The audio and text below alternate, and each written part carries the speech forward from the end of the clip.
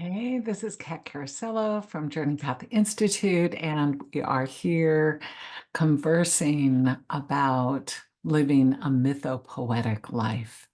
And something that I wanted to bring forward today is how you entertain the invisible in your day-to-day experiences.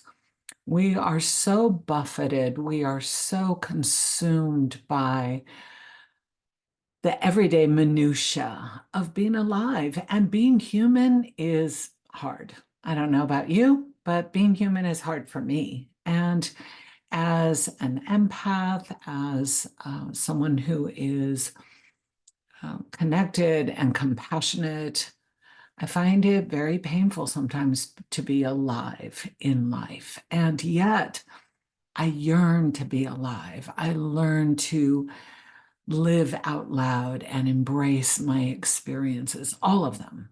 And so I've practiced and used creative depth work and creative depth approach to actually foster that consistent connection and commitment to diving deep and exploring my story and developing techniques that allow me to be true to being human and to seek the invisible.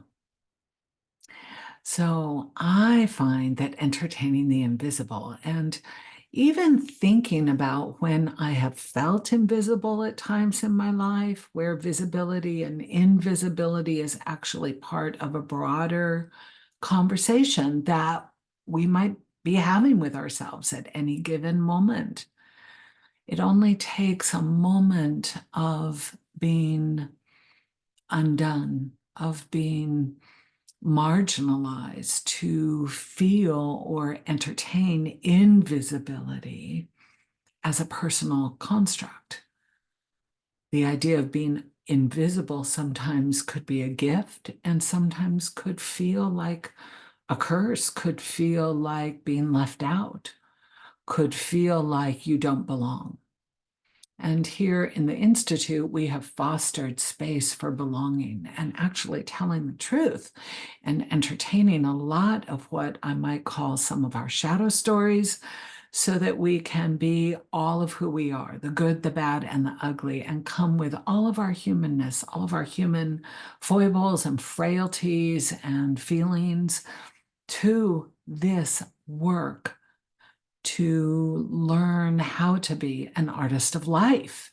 What does that actually mean to entertain that kind of intangible energy, to become an artist of life? I want to draw in some energy from Alchemy, and I want to bring in a beautiful poem, a really interesting and evocative poem that was um, probably inspired by another very famous poem, but this is from Laura Harness.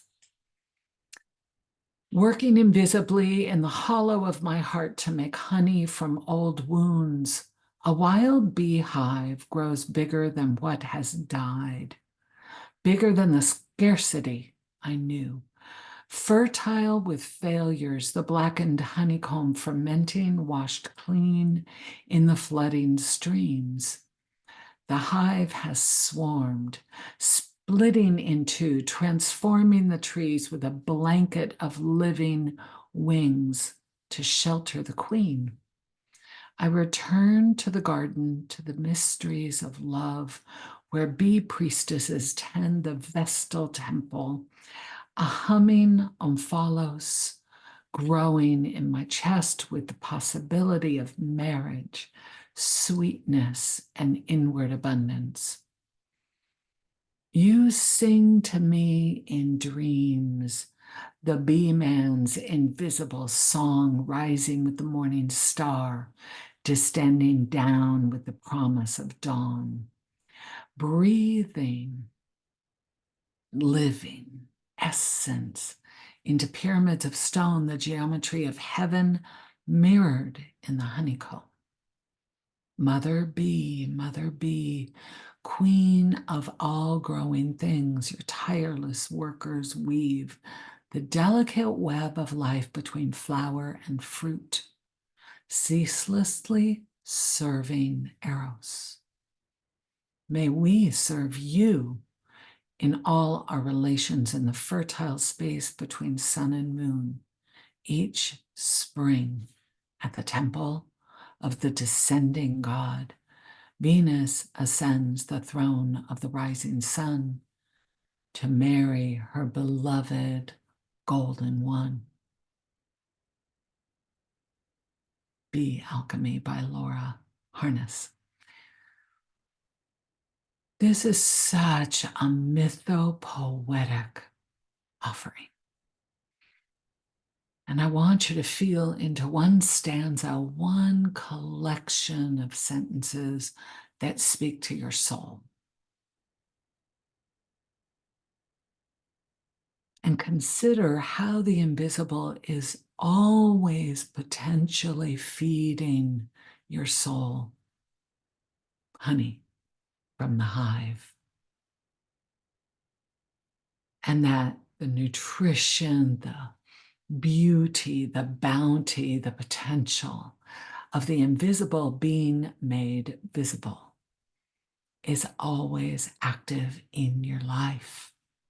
This is one of the great cornerstones of depth work, of dedication to depth, to deep diving, to loving the mysteries, to considering the power of the personal myth that is always flowing underneath your life. The mythic meeting the mundane of every day. And so how can that be alchemy? How can you become more aware of entertaining the invisible as an artist of life? These feelers, these fingers are the ones who will move you to meet the invisible, will articulate the language of the invisible. Even taking this poem and plucking a few of the words and placing them on a page and scribbling them down and allowing yourself to overflow with ideas is so bountiful, so amazingly rich. And sometimes in those mundane moments when life is feeling flat, enriching, bringing some honey, some sweetness to spring is really going to stir the soul. And that's how we remind ourselves, I am an artist of life. There was also a mention of the queen. And just yesterday, I posted an article about the crone and the queen and the interrelationship between these feminine archetypes and our own knowing and how we draw on the invisible to maybe invite an archetypal presence inside of our life. So I want you to consider here as we're working with this bee theme, as we're working with weaving and working with the invisible, is how some of this energy may already be alive inside your life. And when you feel something that draws you in, that feels important to who you are, and you want to entertain some of that invisible material and make it more robust, make it more alive, bring some images into the conversation. Create with some easy images or energies, some paint, some images from magazines, some beautiful energies that you want to draw on to speak to your own story. These journey circles, these beautiful journey circles cards are available at JourneyPath Institute, but I created them because they're such a beautiful shape. When you create into these cards, you are giving yourself an opportunity to tell a story, and then you get to gaze into the story to see yourself, to meet yourself. You get to connect and create and use your feelers, your hands to generate some juice. And so the creative language, this generative energy that you can, pick up and easily access, grab a magazine, grab some images and start to tear and pluck a word and add it to the energy of the image and see what changes.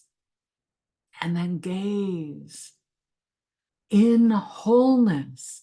How does that image and energy speak to me? How do two images create connection and offer interplay? This is the sacred symbol of the mandorla, the almond between two circles, the numinous space.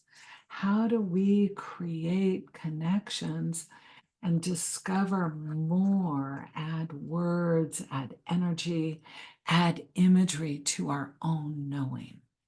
So take this poem and take this idea and start to consider how you are inviting the invisible to feed your soul, to grow your body of work, to activate a part of self that wants to be enlivened. And let's continue to create together.